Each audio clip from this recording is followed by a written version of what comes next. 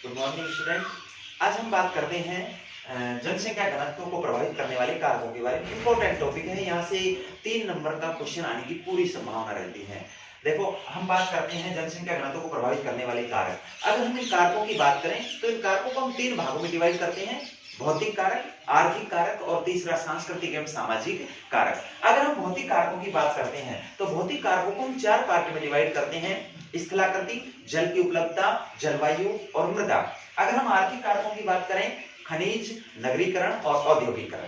ये पूरा एक टॉपिक है, यहाँ से पूरे में से भी क्वेश्चन आ सकता है या इनको डिवाइड करके भी इनसे प्रश्न पूछा जा सकता है। सबसे पहले हम भौतिक कारकों के बारे में बात करते हैं। ये वे कारक होते हैं जो प्रकृति द्वारा उपलब्ध कराए जाते हैं, यानी प्रकृति इनके लिए जिम्मेदार होती है। अगर इन कारकों की हम बात करें तो सबसे पहले हम बात करते हैं स्थलाकृति की। देखो, अगर हम बात करें मानव के बसाव की, मानव ऐसे स्थानों पर बसना पसंद करता है जहां या तो सामान्य धरातल हो, यानी ढाल नहीं हो, या फिर बिल्कुल मंद ढाल हो। ऐसे क्षेत्रों में मानव के लिए कृषि क्रियाकलाप एवं परिवहन के साधनों में किसी प्रकार की बाधा उत्पन्न नहीं होती। तीव्र ढाल वाले क्षेत्र कृषि एवं परिवहन दोनों में बाधा उपस्थित करते हैं, इसलिए ऐसे स्थानों पर मानव बसाव नहीं होते। मानव बसाव के लिए समतल एवं सामान्य ढाल वाली भूमि सबसे उपयुक्त मानी जाती है। इसलिए स्थलाकृति जो है मानव के जनसंख्या घनत्व को प्रभावित करती है, जनसंख्या घनत्व को वितरण को प्रभावित करती है। इसके बाद हम बात करें जल की उपलब्धता।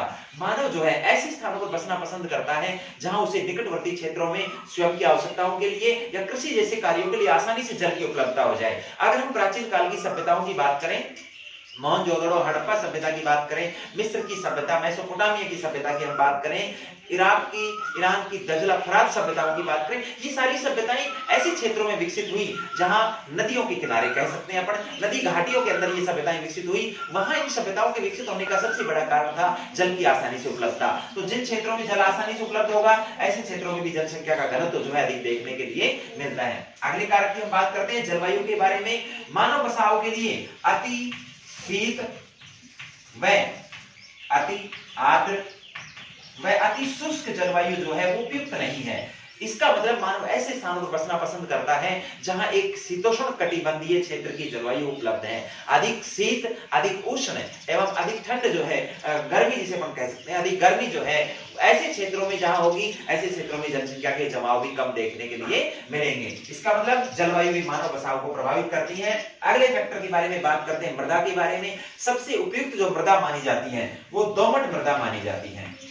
दोमट मृदा जो है जिन क्षेत्रों में उपलब्ध होगी, ऐसे क्षेत्रों में कृषि जैसे कार्य अधिक होंगे, तो उसका मतलब उद्योगों को कच्चा माल, मानवीय आवश्यकताओं की पूर्ति, अनाजों की आपूर्ति ऐसे क्षेत्रों में आसानी से होगी। ऐसे क्षेत्रों में भी जनसंख्या की घनत्व अधिक देखने के लिए मिलते हैं। तो ये चारों कारक, स्थलाकृति, जल की उपलब्धता, जलवायु और मृदा, भौतिक कारक हैं जो मानव बसाव को प्रभावित करते हैं। इसके बाद हम बात करते हैं आर्थिक कारकों के बारे में। आर्थिक कारकों में सबसे पहले हम बात करते हैं खनिज की।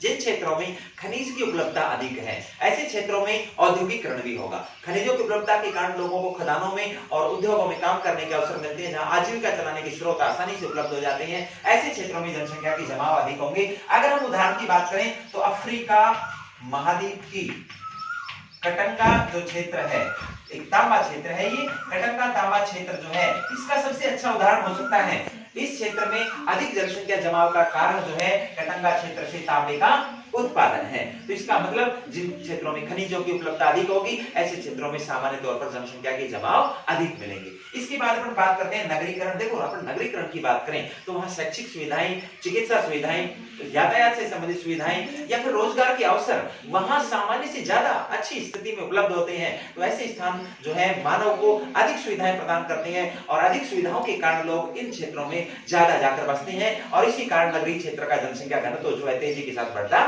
चला जाता है। इसके बाद हम बात करते हैं औद्योगिकरण की। जिन क्षेत्रों में औद्योगिकरण अधिक हुआ है, जहां उद्योग ज्यादा स्थापित हुए हैं, ऐसे क्षेत्रों में लोगों को अपनी आजीविका चलाने के स्रोत आसानी से उपलब्ध हो जाते हैं और ऐसे क्षेत्रों में भी जनसंख्या के जमाव अधिक मिलेंगे। मैं आपको उदाहरण बताता हूं जापान का। जापान का कोबे ओसाका जो है वो अत्यधिक घना बसा हुआ एक औद्योगिक प्रदेश है।